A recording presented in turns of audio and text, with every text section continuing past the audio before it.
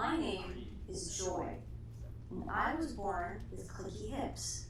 I was put into a harness immediately. Here we are at the orthopedist's office for a checkup. We hoped this would fix me. We had no idea what was to come.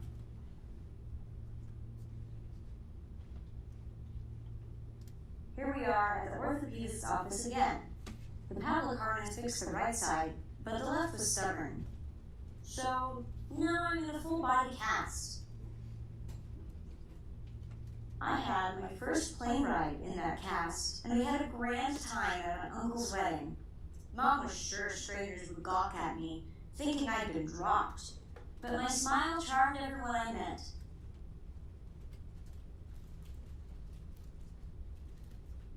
My stubborn socket required a second body cast at age 3. Here we are at the ortho again to get my cast off. Dad made me a cool spinning chair that I love to play in.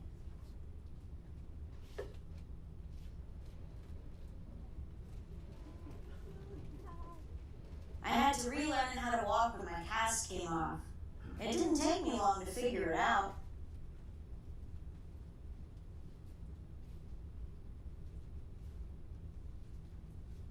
We thought my hip adventures were finally over, but at age 9, after a minor fall while roller skating, my hip hurt so bad I couldn't sleep. Maybe it's just a pulled muscle? Nope. My parents rushed me to the ER. The ER sent me right back to the orthopedist, and I was diagnosed with Legg-Calvé-Perthes disease. Basically, my femoral head was collapsing. Ouch! I wasn't allowed to walk anymore and had to use crutches and a wheelchair. That was something to get used to. My teachers were awesome, and the PE coach let me race beside the other kids in my wheelchair. I learned how to pop a wheelie. And when I accidentally fell over backwards once, we ordered these things called anti-tippers. I missed doing what the other kids were doing, but I didn't mind being different. I felt famous. My classmates loved helping me and wanted to take turns pushing my chair. Once, for a field trip, the school ordered a wheelchair-accessible bus, big enough to hold my whole class. But the teacher decided nobody was allowed to ride it but me. My mom was mad, but we made the best of a crappy situation. We visited the sewage treatment plant that day, and what we saw made us promise to never flush a wet wipe ever again. Eventually, instead of the third body cast I expected, they decided to try a different treatment option. 4 months in an external fixator. It looked horrible, but it wasn't too bad, except for the pin care. Basically, the places the pins went through my skin into the bone were open sores, and the gauze had to be changed regularly. With much screaming, crying, and bleeding as the scabs were ripped away with the bandages. It was horrible. I spent 2 weeks on the rehab floor because my knee froze up, and I needed lots of physical therapy to move it again.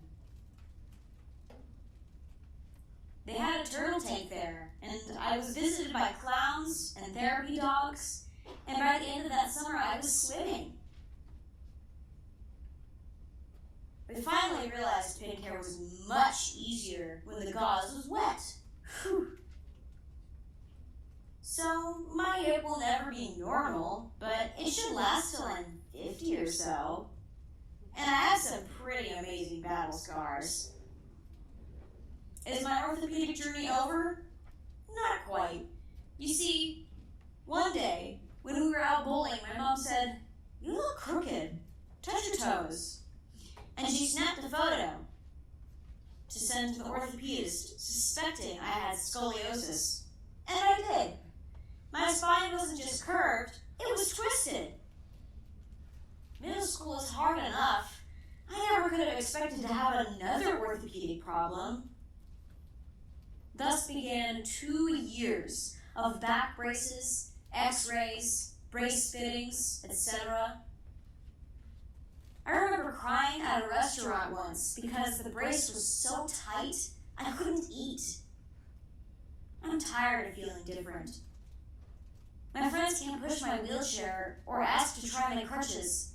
They just see me looking like a stiff puppet. I can't wait to get this thing off.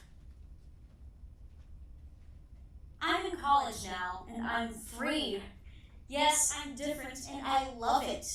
I survived my hip and twisted adventures thanks to my parents and these amazing orthopedists. I will never let anything stop me from doing what I love. I sure hope I never have to visit this orthopedist office again. The only cast I want to be in from now on is the cast of a play